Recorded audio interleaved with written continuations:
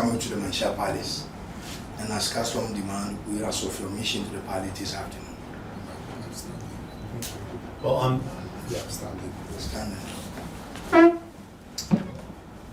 thank you very much, Your Majesty, and again, very much for reading us and for having us come visit you. I have heard much about the Asante people and about the majesty of the Kingdom of Gold, and I just actually went through your museum, where I learned a lot about the history of the people and of your struggles and of your ultimate triumph, and now your reign for 25 years. Congratulations.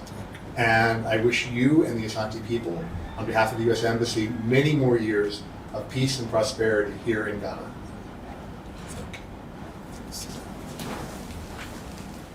This gets to visit.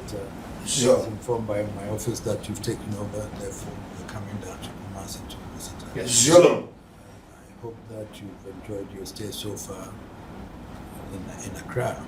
Sure. And being that you visited Kumasi for the first time, we've had good relations with the U.S. Embassy in America. Your consul generals and the ambassadors have all come here for us to discuss things of mutual benefit to them. Sure. We look forward. America has been a good supporter of Ghana, Sure. of the economy and everything. And we still cherish the relationship that we have with the American government and the people in terms of supporting us to be able to build economically our country.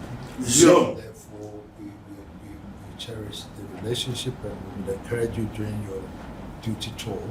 I know you've been to Congo and other places. Yes. I know that, and therefore you're very conversant with Africa. Sure. And therefore, from your experience and that of your wife, who is also I believe strongly that you have a fair understanding of where America stands with Ghana and where Ghana stands with America. Sure. So we encourage you also to build a good relationship, and then we would assure you that we would always welcome you to Kumasi whenever you want to come. And then you would then be a very good friend of Ghana also. So I thank you very much for coming today, and I look forward to fruitful relationship during your duty tour here in Kumasi, in Ghana. Sure. And thank you for coming. My regards to your wife also. So thank you. Sure. We believe in being self-employed and industrious and all that. And therefore, originally we were farmers, and the cocoa industry and the timber industry was very ongoing here. Fortunately, the timber industry went over, the cocoa industry is still there. And then trading also, economically. People here are very industrious in relation to be self-employed themselves. Very, very courageous and therefore very determined too, and also very decisive in their decisions and everything. So that's how this country.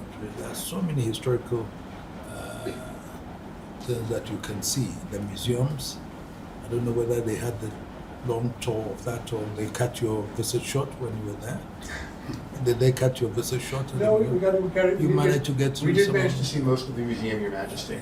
I've received some items from America. Yes, I saw You that. saw I was that? very happy to see that. Yes, and interestingly, that was given to me for forever. Yes. Sure. But the ones I got from Britain is the question is unknown. Something but, for the next 3 years, subject to renew for another 3 years. Sure. Can you imagine my own item that was looted from here? But we had to agree for my people to know that at least the spirit is back.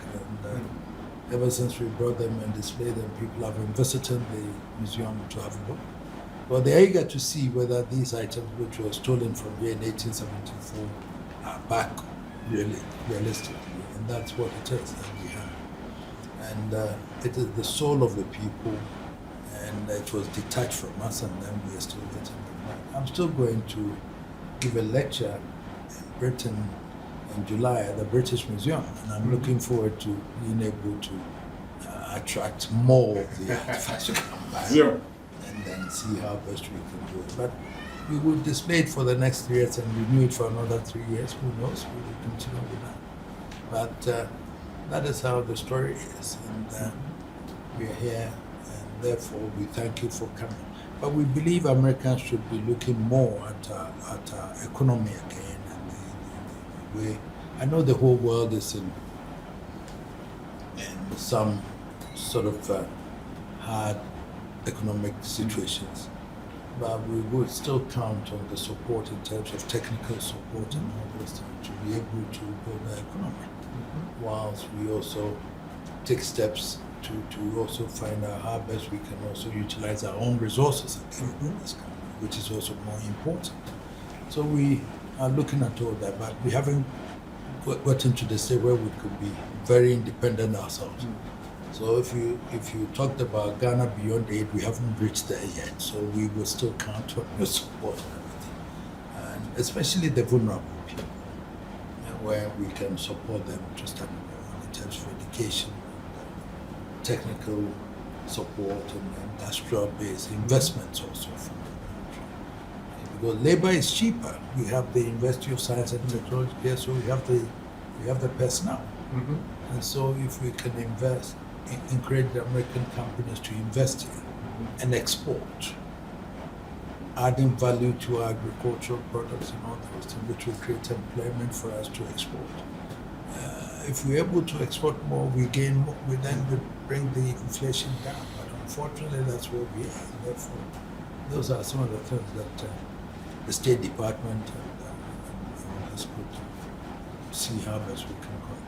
See, we are not talking about the politicians. I'm talking about my people. So let's draw a line between the politicians and my people. I live with my people, and governments will come and go. I'll still be with my people. So obviously, if I'm talking about needing the support for my people, realistically, I'm looking at the longer term and the shorter term. And that is the sort of relationship that I seek to build with. And Your Majesty, my part in it is the ties between Ghana and the United States are not just government to government ties. Much more important are the people to people ties. And I mean, I always tell people that this is the only African country that I know of that has direct flights every day between the United States and Ghana, and they are packed. Yes. They're always full to the max. That's right. And my point is that I think the ties are already strong, but the part I can play in making those ties even stronger, of encouraging travel and trade and industry, I think it is to the mutual benefit of your country and mine. So I'm hoping that my time here in Ghana, I'll be able to play a small part in keeping that forward momentum of making the ties even stronger. Thank you very much. And very much. Thank you very much, Your Majesty. Look forward to seeing you soon. Yes.